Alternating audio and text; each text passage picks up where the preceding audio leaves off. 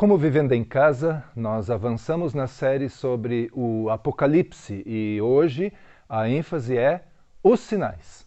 Não só aqueles que ainda vão aparecer, mas os que já tivemos ou que são do momento atual. Na verdade, as especulações sobre esses sinais já começaram logo depois de Jesus falar a respeito deles. Ou seja, a tribulação já começou e o mundo hoje está doente em vários sentidos. É verdade também que nos últimos 2 milênios, muitas pessoas e muitos grupos erraram em interpretar esses sinais e até dataram o fim do mundo com sérias consequências. Desde o século XVI, o médico francês Michel de Nostradam ficou conhecido pelas suas previsões do fim. Em 1978, o religioso Jim Jones levou mais de 900 pessoas ao suicídio, isso lá nas Guianas. E até o famoso físico Stephen Hawking, recentemente falecido, fez as suas estimativas quanto ao fim. Infelizmente, os falsos profetas fazem parte dos sinais dos tempos. Não podemos prever as datas dos eventos do Apocalipse, nem interferir nos planos de Deus. Mas existem alguns sinais que deveriam mexer com a nossa fé e nos alertar sobre a brevidade dos tempos. Parece que João não escreveu as profecias numa ordem cronológica. E sobre sinais, ele diz que viu um cavalo branco. Apocalipse capítulo 6 fala disso. E que o cavaleiro empunhava um arco, mas não cita a flecha. Que cavalgava como vencedor, mas não disse que ele venceu. Seria a chegada do anticristo, um governo do mal, mesmo propondo paz e segurança, conforme diz o apóstolo Paulo? Depois, João vê um cavalo vermelho e o cavaleiro recebeu uma grande espada para tirar a paz da terra, fazendo com que as pessoas se matem umas às outras. Guerras civis que se manifestam. Depois vem o cavalo preto, dos prejuízos econômicos, quando há falta daquilo que é básico e os preços acabam subindo muito. Por fim, o cavalo amarelo, com a morte que vai cavalgando nele e o poder para destruir uma parte da terra por guerras que sempre aconteceram na história. Pela fome que se espalha por diferentes motivos e por pragas que sempre existiram. Mas é interessante que Apocalipse fala de morte por meio de animais selvagens. Podem ser pragas como gafanhotos selvagens que só em 2020 devastaram enormes plantações na África Oriental, na China, no Quênia e até aqui perto no Paraguai. Ou podem ser por animais não domesticados. E podemos também pensar nos animais selvagens que transmitem vírus perigosos para todos nós. A pandemia do coronavírus entra aí. Além desses, alguns outros sinais são o engano religioso, o aumento da maldade, o esfriamento do amor, a perseguição religiosa, o abandono da fé e assim por diante. Nós precisamos filtrar tudo com bom senso e à luz da Bíblia. Faz sentido quando se lê, por exemplo, cientistas acreditam que as redes sociais podem ser a ruína da humanidade. Eles admitem que são bastante apocalípticos. Mas os estudiosos da Universidade de Washington acreditam que as mídias sociais possam ter impacto destrutivo na sociedade mundial. O longo artigo, publicado numa revista científica, foi escrito por biólogos, psicólogos, neurologistas e outros especialistas. Segundo eles, o poder das redes de fomentar mentiras levaria o planeta para a ruína, pela falta generalizada de confiança e incapacidade de distinguir a verdade da mentira. Em parte, seria culpa da robotização das redes sociais, guiada por algoritmos que não diferenciam fato de fakes, e assim provocam doenças, adulteração eleitoral, extremismo, fome, racismo e guerra. O coautor, Joseph Beck Coleman, explica: os sistemas complexos têm um limite finito de perturbação. Se você os perturba muito, eles mudam. E muitas vezes tendem a falhar catastroficamente, inesperadamente, sem aviso prévio. Segundo os estudiosos, as mídias sociais interromperam o fluxo de informações confiáveis sobre saúde, ciência, clima e política, assuntos que vão impactar os fundamentos da civilização. A internet ajuda a aproximar pessoas e levar informações de qualidade, ao mesmo tempo em que o seu uso negativo pode transformar sociedades em imensos ajuntamentos de massa que não pensa e que acaba sendo manipulada. As pessoas estão cada vez mais dependentes das redes sociais. Resta saber o que os responsáveis por esse Frankenstein vão fazer.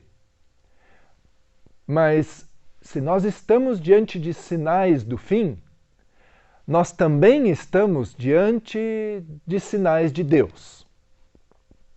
O Apocalipse fala de 7 candeeiros, 7 estrelas, 7 selos, 7 trombetas, 7 taças, 7 espíritos, 7 cabeças, 7 montanhas.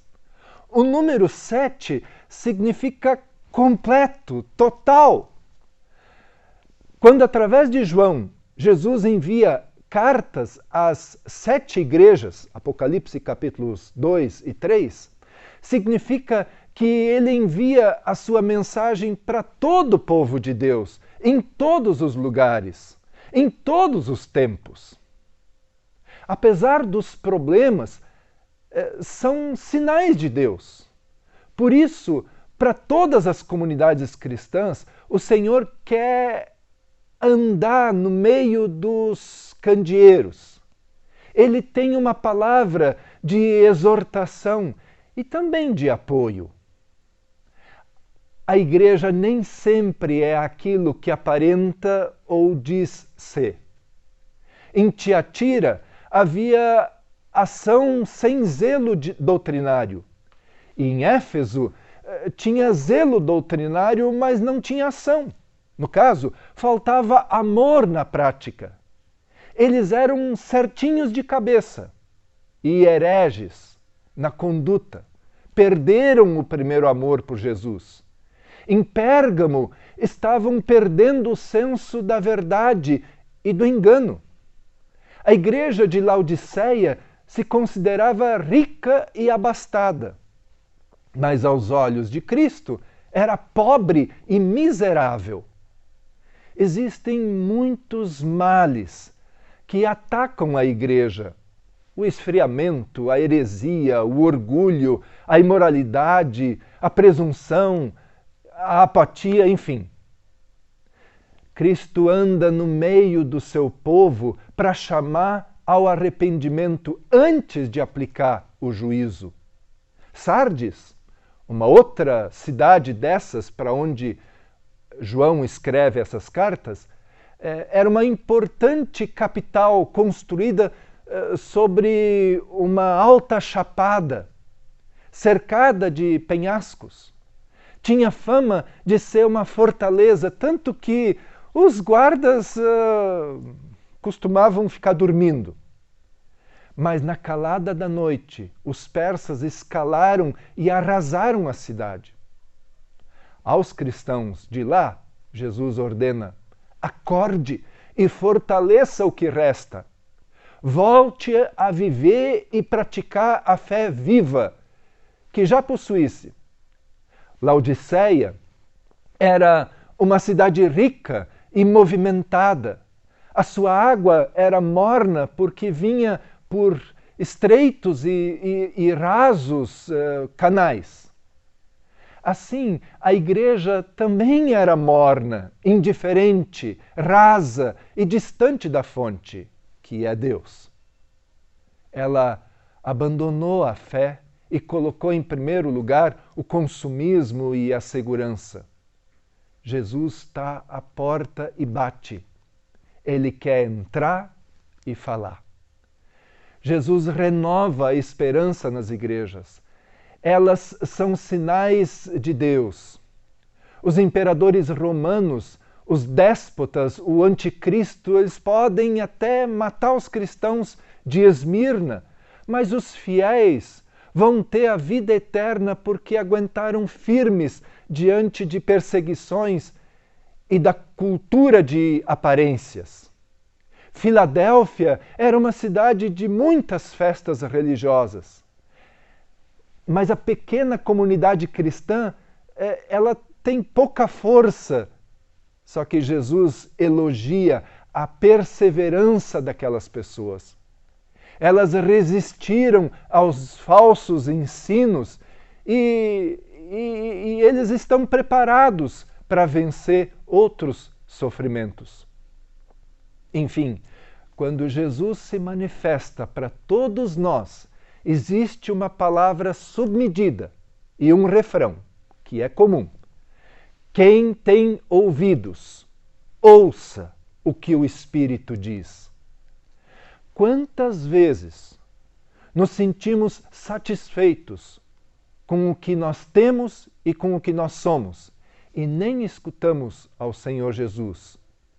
Mas Ele não rejeita, o que sim, Ele exorta. Escute, cuidado com os enganadores. Muitos líderes vão aparecer com identidade falsa, alegando: eu sou o Messias, ou o fim está próximo, não caiam nessa armadilha. Quando ouvirem falar de guerras e ameaças de guerra, não entrem em pânico. Assim é a história. Ainda não é o fim. E Jesus continua: vocês devem estar lembrados também de que eu disse que o causador da anarquia será retido até momento determinado para sua manifestação. Isso não quer dizer que o espírito de anarquia já não esteja atuando.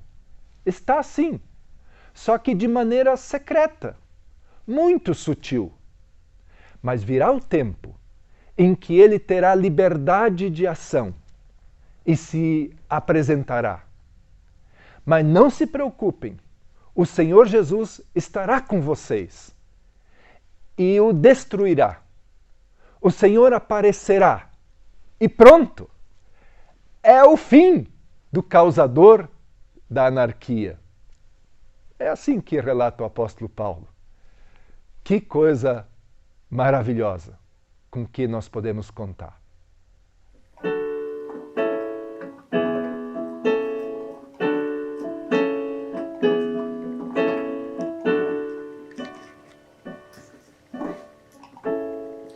Olha quanta ansiedade, escravos do porvir, escravos do prazer, de se preocupar, não sabemos descansar.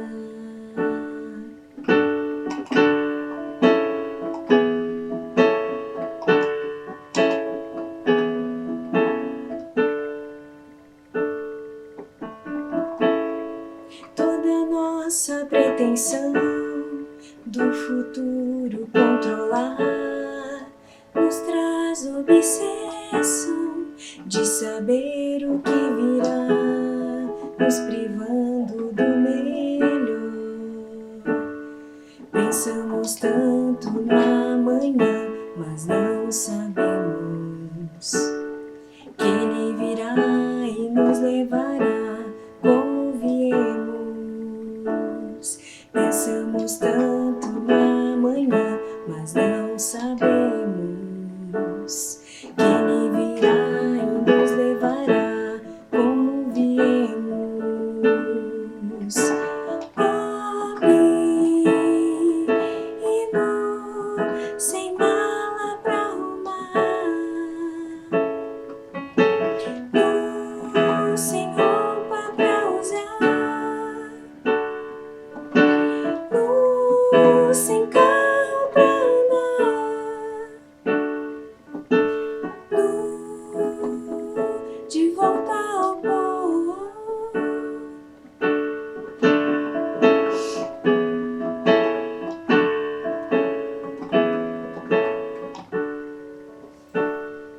Pensamos tanto no amanhã, mas não sabemos que ele virá e nos levará como viemos.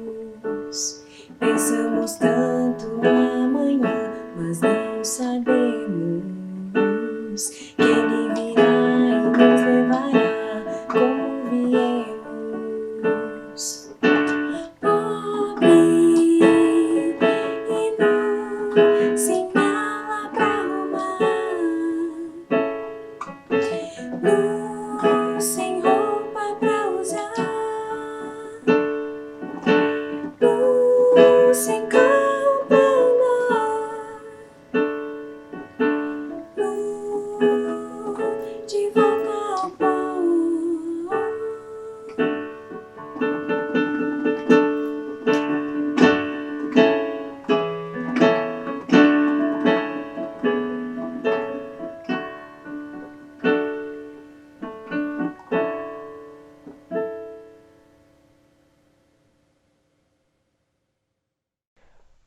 Olá, Vivendo em Casa, muito obrigado por nos assistir até aqui, por nos deixar mais uma vez entrar na sua casa. Quero lembrá-los de se inscrever no nosso canal e ativar o sininho e recomendar que, além de usar, divulgue também os nossos vídeos para as crianças, o Vivenda Kids. Recomendo que entrem em contato conosco para saber mais sobre os nossos pequenos grupos, assim como o grupo de adolescentes, o Sub-15 e os grupos Conexões. E reforço o aviso para os nossos encontros presenciais, que estão acontecendo aos domingos, às 18 horas, no prédio do CPM, na Rua Francisco Caron, 630. As inscrições e instruções ainda seguem via WhatsApp. Então ligue e entre em contato para tirarmos dúvidas e conversarmos um pouco. Até a próxima, uma abençoada semana.